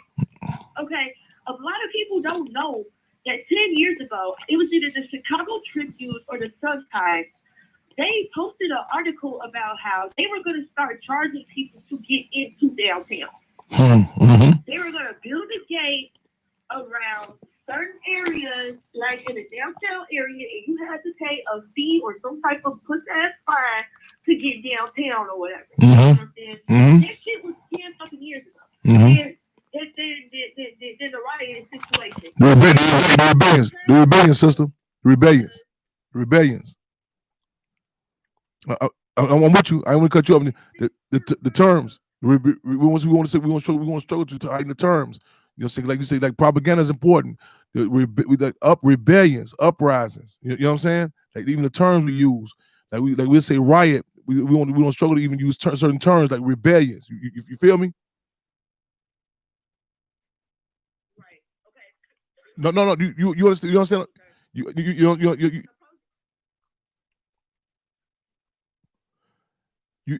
like you. I was like you own it. You own it. Like even like even the terms, the sound waves, the terms. You know what I'm saying? And it impacts how we feel about ourselves. We hear certain things. You know what I'm saying? That's important. Even the terms we use, as opposed to rebellions, uprisings. You know what I'm saying? So even the terms we use are important. You know what I'm saying? Political prisoners. Right on, sister. Right on. Okay, proceed. Go ahead. We with you. But even with the uprising, as you say, there were even some factions of that was some bullshit. You know, like everybody like think about how they rioted downtown, and then we came back into our own community and did the same thing. There was a plan behind that. There was a message behind that. We can't even say for sure that it was our people that was part of that uprising. We can't say that there were agents that infiltrated that whole situation that knew what they was doing. Like my abuela, you know what I'm saying? She sat down, she talked to me one day, she said back out west, on the west side, everything used to be black owned. From Madison on, everything was black owned. What ended up happening was, okay, Martin Luther King got killed or something to that effect. I'm trying to think about it verbatim. But MLK or something got assassinated. And they went and they rioted. And then after they rioted, it wasn't the fact that black businesses didn't have insurance policies to cover the damage of the rioting. It was the fact that the state of Illinois was going to revoke the insurance licenses of the people that had insured those black businesses. So in turn, they could not insure those businesses. Henceforth, why the West Side is the way it is today. It wasn't nothing but a repeat. And see, this is what I try to get the younger people and even some of the older people, you know what I'm saying, to realize. Like it's kind of a catch-22. With all this money circulating, we could actually, you know, I don't want to get too. We could do something. Yes. But we can either do something or it's going to be a repeat of what happened when my abuela knows, you know what I'm saying, growing up. It's either going to be one or the other, you know? Yes. So it's frustrating because especially with the music scene, there's so much blood in the Chicago music scene. Yes. And the Chicago music scene is one of the most talented, one of the most adaptive, one of the most variety-having cities that has ever ever existed in the world, on the planet. Everybody in the United States, they see us, they cultivate our style, and they take it. But the thing is that, and this is what I try to get the younger people that are coming into the music thing to understand too. It's not so much that, because I hear people say, oh, like, I think I heard you say earlier, like we've been brainwashed with this whole gang member situation. Okay, the gangs wasn't always what they were supposed to, they wasn't what they are now. It wasn't so much that the term was bad, it's just that how everything came about, it got corrupted. You do so good, it gets corrupt. But the Chicago music scene is so saturated because the younger generation they know where they come from, but they don't really understand, like, they don't really understand the foundation of where they came from. Because I remember it was a point I didn't understand the foundation of where I came from. And people around me had to sit down and say, hey, you, and I was like, oh, okay, I get it now. But it's so much, it's like they look at the film. And then when these people come with these money bags or these deals, and they don't have the right people around them, the culture. Like, so you sign contracts, you don't know what's in no contract. The people really don't know. And then even if you have a lawyer to read over these contracts, are they in the interest of you? Yes. Are they in the interest of the agent? Yes. Yes. Yes. So it's a lot of different levels that come with dealing with this music. And as far as the violence being in the music, I'm not saying that it's right, but this is what unfortunately, this is what they're living. This is what they wake up to. This is what they're living. This is what they see every day on their block. This is they're only a part of their environment. So sometimes I be feeling like maybe they just be telling their stories, like, like a lot of people talk about Turbo. A lot of people are upset with his music, or a lot of people are upset with the Polo guy. They also, I'm not really big, but y'all mad at them for what? This is how they're living. And if don't nobody show them nothing else, or if I'm a big ass label and I've been broke, starving and gangbanging all my life, sleeping in a bed though, with roaches and shit, no water, no nothing, everybody using me. I'm on the block selling what the fuck ever, thinking I'm with gang them. Gang them trying to cross me because I just happen to be a little bit smarter than them, and a big fucking white label ass corporation come in and say, hey, look, we got a money bag over you, all this shit. What do you expect them to do?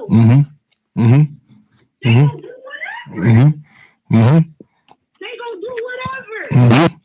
So a lot of the older people, and this ain't no disrespect, because I love my elders. I was raised by 8 elders. I was raised by 8 elders and a super elder. So I get it. But when I try to like when people see them out there on these corners and stuff, and even me, I had to take a seat back and say, okay, so either I'm going to keep complaining about, oh, the block is full of garbage, or this is not going right, or that's not going right, or you have to step up and be accountable where you're at. You may not be able to be accountable across the whole city. You have to be accountable where you're at. And that's where it starts. That's where the foundation starts. And when other people start seeing you set that foundation, that's when you can build structure. And that's the problem. The music scene is so much, oh man, and these other cover ass, Chicago ass, you know what? These agents that get in and they use the talent, and they use the talent for their own fucking whatever the hell it is. They own, what we gonna call that, their own form of fucking nation building. It's terrible. Yes, it is. It's terrible. And then on top of that, you never know who's who. I think Gotti got a song. It's called "Thinking About You." It's like he said, the police regular people, man. They on your posts, they like your pictures, they on your Instagram. That shit real. Yes. Y'all niggas goofy, y'all on there, y'all got a pistol, all types like that shit real. This is watching y'all shit for real. This is looking at you, your family members, and then if you an activist, y'all Man, go ahead. God bless y'all. You know what I'm saying? Yes. So, man, like I just, for real, I be trying to get people, they swear to God, I'm crazy. They like, bitch, you schizo. I'm like, I guess I'm schizo, whatever. Y'all call me schizo, y'all call me whatever the fuck you want to. I'm scared of talking on the phone right now. I think the police will pull around the corner on me as soon as I get the fuck off the phone. Yes. Yes. But I'm like, yes. somebody needs to say this shit. Yeah, real talk. Real talk. Real talk. And you know what I'm saying? Like somebody needs to say this shit. Yes. People don't know. Yes. Everybody wants to put shit like this entanglement bullshit. Yeah. Okay, everybody wants to talk about that. You know what? And people so brainwashed that they don't look at the bigger picture of why people. It's like, oh, we're here, entanglement. Okay, fuck COVID-19. The same thing niggas be like my police like fucking reindeer. Yeah. Entanglement. This is not, like I just be blue. I'm Yes. like, are you serious? Yes. It don't make no sense. Real talk. It don't make Real no talk. sense. And then on a deeper level, the system is attacking black people in power. They got the funds to do certain shit, so we can't get up out this chair. Yeah. That's the other thing people ain't looking at. The stars are steady falling. If you look at the music shit, Gotti ain't had. Oh, how you doing? Gotti ain't had no real promotion in like 3-4 fucking years from a fucking a label. Jeezy dropped the mixtape, I think in like 2018. Nobody knew that. T.I. dropped the mixtape in like 2017. It was the hottest shit you could ever listen to in your life, and nobody knew about this shit. And a person that loves music and pay attention to stuff like that, it started dawning on me like, y'all starting to realize that people ain't caring about them contracts y'all got them signing, and now they trying to get the fuck on so they can come back to where, you know, and make a difference, but y'all don't want that. Yeah. The labels ain't cheap as devils. Man. That's all they is. Yes. They devils and they manipulate the masses. That's all they do. Yes, indeed. That's all they do. And Yes. I think I'm done. You better, sister. I get it.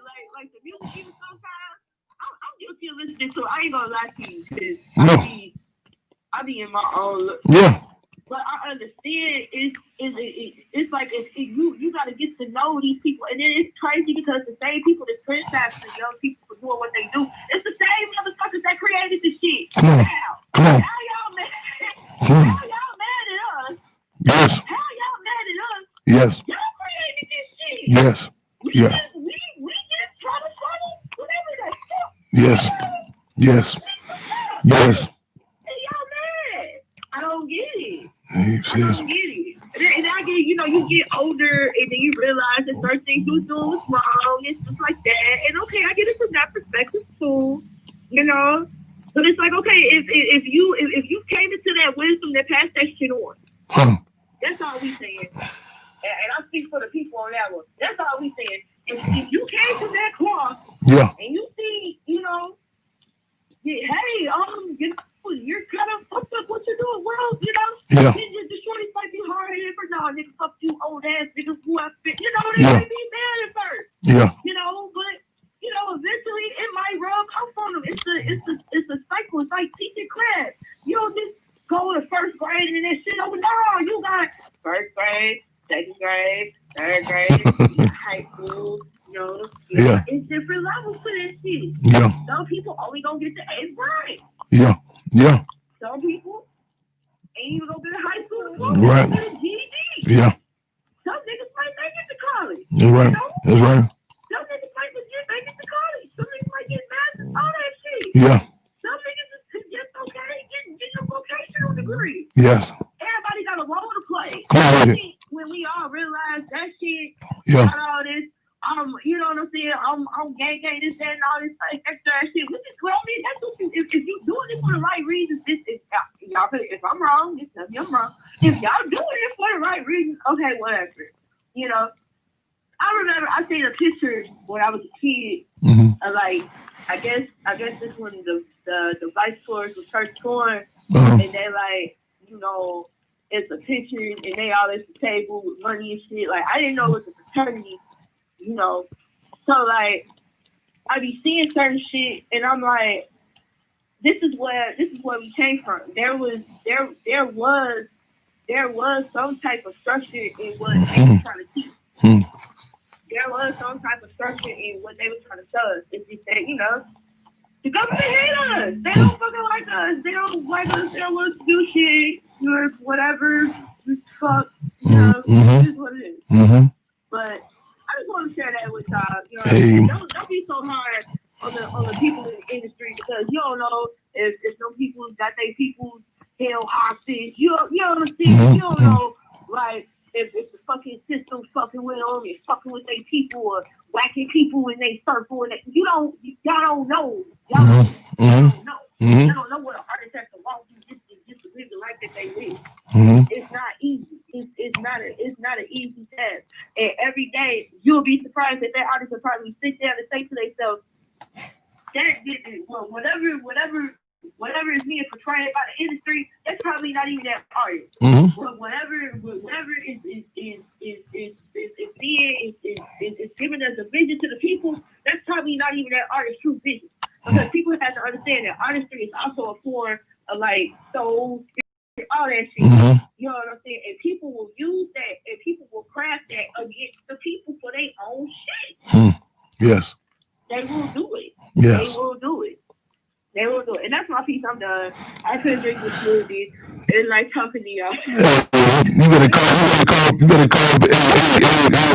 better call back in on the next week.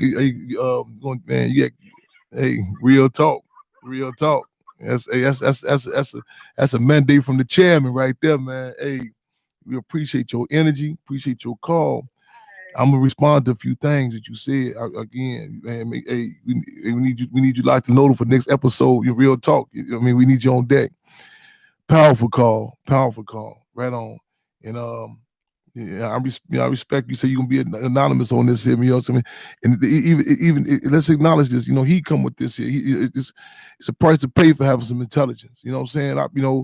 And we got to acknowledge that. So I remember this guy named, I ain't gonna almost say his name. We was in Inglewood, and I was like, he real intelligent, and this cat is like, he's like a homeless cat. Now he always has some he break down stuff all the time. He told us the guy he was staying with, dude, say, man, I'm so sick of you bringing this junk in my house, man. You like Fred Sanford, the junk man. And my man told him, say, well, if I'm Fred Sanford and I'm staying with you, who are you? And this type of intelligent this cat was. But I told him, I said, man, do a video with me, man. Let me just talk about it. Cause he's talking about something. Oh, he's better. The Bulls stadium one time. He found a Bulls jersey, and the police told him, "Man, we look at you the same way we look at that nigga Michael Jordan. We don't care about none of y'all."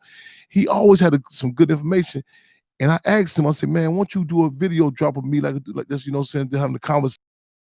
He told me, say, for what? So I can have a target on my head too. So they want to kill me like they're trying to kill you. I said, wow, I had to respect that. You brought up a lot of valid points. It's hard. Like I have a friend. She's since she started doing activist work, she lost her husband. Yeah. Or she lost the man she's supposed to marry. Yeah. Her family's been attacked by DCFS. There was a little girl that died. Oh man. Yes. Right now. Yes.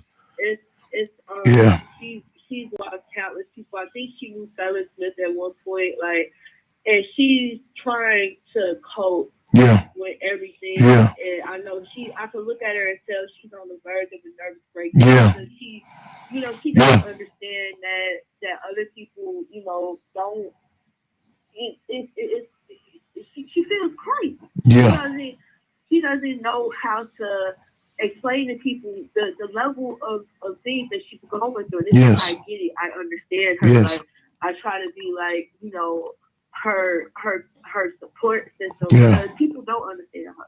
People, they think the poor girl crazy, and it's like she's traumatized. Yeah. It's like, how would you feel if you lost your fiance and you found out that the building they found this body didn't belong to supposedly a police captain or something? Come on, man. Come on. They had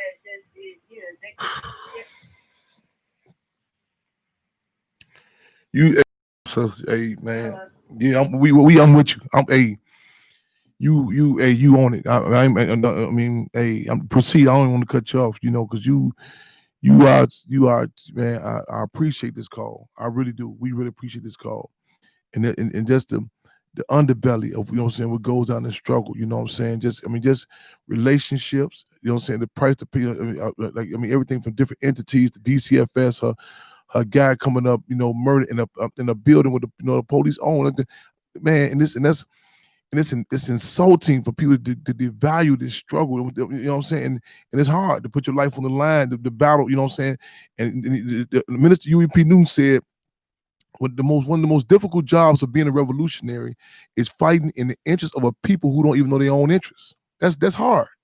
That's hard. I tell people, say, when I struggle with people with different contradictions, I say, be very clear. I don't get no financial benefit of it. I'm saying, this is not some personal thing for me. You know what I'm saying? It's for our people. And a lot of people can't even relate to that. It's foreign. You know what I'm saying? You got some cats ain't never had nothing to believe in. Ain't never had a nothing. No frame of reference of nothing. So this is foreign territory. And to do that's sacrifice for, you know what I'm saying? And you know what I'm saying? And nobody wants to die in vain, but I did a song. It's on SoundCloud called "Is Ignorance a Bliss?" It's ignorance of bliss. And you wonder, what if I didn't know this stuff? Because the responsibility that comes with knowing certain dynamics, you know what I'm saying? And it's the struggle that comes with it. I want to touch on a few things that you said too, but I want to seize the time too. I want to cut you off. Proceed. Go ahead. I don't want to cut you off. You still there, sister? Anything else you want to? You feel free. Okay. Let me know. Just jump in when you feel like it. You named. You mentioned a few things. Man. I just want to touch on some things that you said. You was right on. Not in the same order you mentioned, but that's important to acknowledge. But the history, like even the uprisings and stuff, like the agent provocateurs and our, they come in to hijack our struggle, and and this a lot of us don't know about that dynamic. Like COINTELPRO, even to this day, even these so-called activists who are created and built up, in the music industry, in the streets, you know what I'm saying. And the deal is we have to have that stage. That we want to acknowledge that, because we keep on telling them that we're not that important. We have to, acknowledge that. We have to put that in its correct context. You know what I'm saying? Assassinations. You know what I'm saying? And nobody dismiss us, or you just being paranoid, whatever. You know what I'm saying? And right now is our time. And you're right. But what I'm saying, we don't know what these artists are going. You know what I'm saying? Going through whatever. So we don't know, like, individuals who are, you know what I'm saying, in the streets do certain activity. We don't know. We don't know. You know what I'm saying?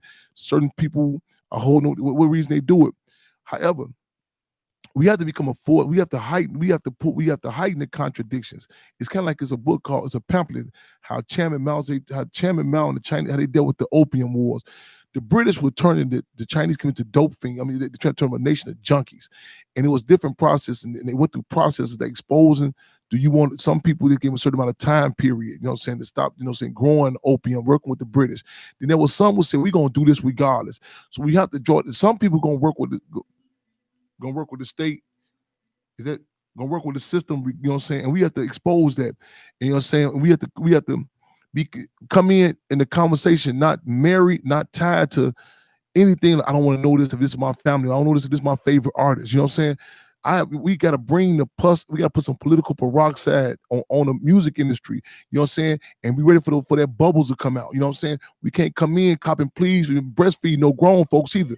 You know what I'm saying? We're gonna heighten the contradiction. It was a climate in the 60s where Marvin Gaye was able to go against Berry Gordy and Motown and them Italian gangsters who ran Motown Records. See, the people had his back. So I'm gonna put this song out, what's going on, whether you like it or not. There was a climate where H-Rap Brown, not only the manager, you know what I mean, told James Brown, you better go back in the studio with the garbage you're talking about. He came back out saying, I'm black and I'm proud. We have to have a climate where we reward those who do the right things, repercussion for those who don't. And you're right, not just, a lot of people want to attack the small fries, the people. We have to be even-handed with Uncle Sam and Sambo, the Gringos and the Negroes, whoever it come from. Call a question. You know what I'm saying? Heighten the contradictions, you know what I'm saying? And like, The politics, like you said, them youngsters, they think their everyday reality, but something in their mind is telling them don't say certain things. It's like when you have certain conversations, say, "Oh, I won't say that." I remember the night I got the phone when little JoJo was murdered. I remember taking the bus over to the University of Chicago Hospital. I remember being outside the University of Chicago Hospital. I remember looking at the video footage, and they were showing it, and I said, "Could you please show how long to the ambulance they come for him?" I'm cool. Like I told this one guy about the Stop the Violence March. I said, "Okay, I'd come to Stop the Violence March with you. Could you come to one protest with the police killing us?" He couldn't do it. So the deal is, and we go back to all these, like you say, the situation with the sisters and the brothers talking about, yeah, man, I'm homeless. I'm going through this. Tell me about what DCF, how they came in, how they knew they put you in a house where people got mental illness. How they, you know what I'm saying? Put that in the song too. You know what I'm saying? Drop that. The system is, it's there. So even if the balance, I'm not, like I said, like we're talking about in the 60s. A lot of people will say the Stones and Disciples were just fighting amongst each other. We say, okay, I'll acknowledge that, but let's talk about the University of Chicago, Sears and Roebuck, First National Bank, Rockefeller Foundation, Ford Foundation, funding over $100 million cash money through the fiscal agents. At the same time, the Chicago Police Department dressed up like the devil disciples did drive-bys in the Black P. Stone headquarters. Let's approach these youngsters with the same spirit. Why G Herbo get more airplay with the song he did with Nicki Minaj about Chirac, as opposed to when he said that tune about vote for Fred Hampton Jr. as opposed to Donald Trump for president? Why didn't he get no airplay? Let's have these conversations. Let's heighten this. Let's talk. Drop a lyric in there. Well, I got my Draco. Okay. Talk about that. How the railroad drop them. I can't get a pizza delivered to me in the neighborhood, but the railroad dropped this off to me. They said that it's documented. The feds. They had the Donald Trump states in the feds in Chicago. The feds is at a gas station. Said they got out the car to get some gas and left all the weapons inside their car. Put a beat to that. That's what you know what I'm saying? Marvin Gaye told him, what's going on? We dropped it. And if they challenged, when they shut it down. We made it come out. They told Curtis Mayfield and the Impressions they had to take a certain part out of it about No More Uncle Toms. They had to take up out the political significance. You know what I'm saying? Why certain things get cut? Why, you know what I'm saying? Hiding those contradictions. You know what I'm saying? So even the state's involvement. You know what I'm saying? Why is it that on a song that Talib called A Beautiful Struggle, Talib Kweli, Mary J. Blige, and John Legend, it's an excerpt from a speech I did at the Field Museum. And I listened to it over and over, and I said, wait a minute, why is the part when I said about the devil disciples becoming the black disciples excerpted, took up out of there? It was in the middle of the speech. When I brought it to Talib Kweli's attention, he fought me. He said, no. I said, no, it's not in there. I said, go get when he got it. He said it messed him up when Jimmy Iovine told him the details of the song. See, it messed a lot of people up when this Republican senator repeated Jay-Z's lyrics back to back. We just do, man, this one guy got locked up at the feds, told him, said, man, you're the first person we have to do some research on. We usually go to Facebook on certain guys. We don't know how important we are. They studying of the dynamics of it. We got to at least admit, and every time we try to acknowledge that there's a war on us, there's some sidetracking, as you just mentioned. Soon we got to the point we said, man, you know what? The coronavirus, they hit more black folks in this they trying to kill us. Not discussing entanglement. Who is Jada Pinkett? Who's she going to bed with? Who Kim Kanye for run for president? You can imagine white folks having a serious discussion about Woody Allen for the run for president. It wouldn't even be a serious conversation. With the black community, the sidetracking that they do, as soon as we get to the point, they'll bring in certain spokespersons, certain entities, you know what I'm saying, to come in inside. Soon we at the door. It's like the magician. He got doing the tree. Like, oh, who's that lady up there on the stage? Next thing you know, what happened to the chord? What happened to they got sidetracked. All this stuff going on, the type of sidetracking they do with our community. And I wouldn't mind, like I tell all the comrades, when you call me with certain information, if you come in like, oh man, we just joking or this some good, I'm cool with that. As long as it acknowledges that. Like you gonna get some eat. You say, man, I'm gonna go get something for Big Mac, or whatever, Okay, you start sitting at the dinner table, sitting there, call the family together. What you doing? We finna be the Big Mac. Man, this ain't no grandmama meal. What are you talking about? Well, man, I was just hungry. Okay, we'll talk like that then. Keep it in the paper bag. You know what I'm saying? Keep moving. You know what I'm saying? This whole the comedy, the insults they give us is serious subjects. It's serious. So structured, that, you know what I'm saying? We have to fight for that and not let the ruling class dictate to us. We have to fight for saying, no, this is a political prisoner. Well, man, that's not acknowledged by such and such. Man, we not letting the same entity that's got his foot on our neck, literally get their foot on our necks, literally tell us what's official, what's terrorism, what's a political prisoner. These are propaganda bombs that's being dropped on us. Ain't no balance. We get a cold question. And we're not going to wait on when it happened to a particular individual of a certain class. When Nas talked about Fox News was bogus when he disrespected Michelle Obama, Fox News is getting down on black folks all the time. It sends a message to our community that it has to happen to a particular individual. You know what I'm saying? We call it contradictions because, see, movements, contrary to what they tell us. We've been told that only way you get change is Sharpton go meet with Obama and they have a discussion. You know what I'm saying? And flip, you know what I'm saying? No, 38 Chicago Avenue. The response from George Floyd, Ferguson, Mike Brown time, it was from the ground up. From the ground up, that's how change happens. And you have to have these type of authentic conversations. And that's what we having. How you conversations such as yourself. We appreciate you so much, man. This the climate. When you're not sticking out like a sore thumb, we won't fight for a climate. People talking about you crazy. No. Let's have a put this logically. When you go listen, go back and I want you to be armed with a confidence. And you listen to what they saying. There's one guy told me one time, he said, "You crazy, man, chairman to my dying for the people." I said, "Yeah, I'm crazy. Niggas dying for blocks, strips, and cars, and you say something wrong with me." Let's hide the contradictions. Let's hide the contradictions. Let's have the deal is we've been muffled out, and that's what they do. They dismiss us as great. I want to be, this confidence that you know what I'm saying. You have laid out more analysis than a lot of these people. The chairman Fred referred to these people engaged in intellectual masturbation. They got more degrees in thermometer, but can't walk and chew gum at the same time. We appreciate you. We encourage you to call back in with us. The stakes are too high to, you know what I'm saying? Right on. Free them on. We appreciate you. Right on. Yes, it got you. Right on. Love you back. Right on. Yes, indeed. We live and direct, y'all. We live and direct. Okay, Facebook trying to stop me now. They tripping. Now, who is in the background? They probably trying to call you crazy enough. Hold on, I lost the Facebook. Free them all. Okay, let me tune back in. Facebook. I'm coming back now. Damn. Yep, they stopping that. So you got your groove on. We know more of that. Okay.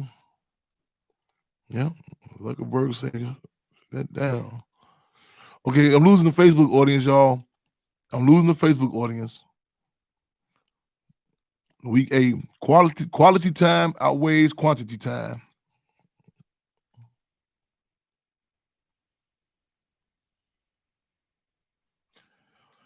Free Monsters Comrade, we still live and direct on my broadcast on Blog Talk.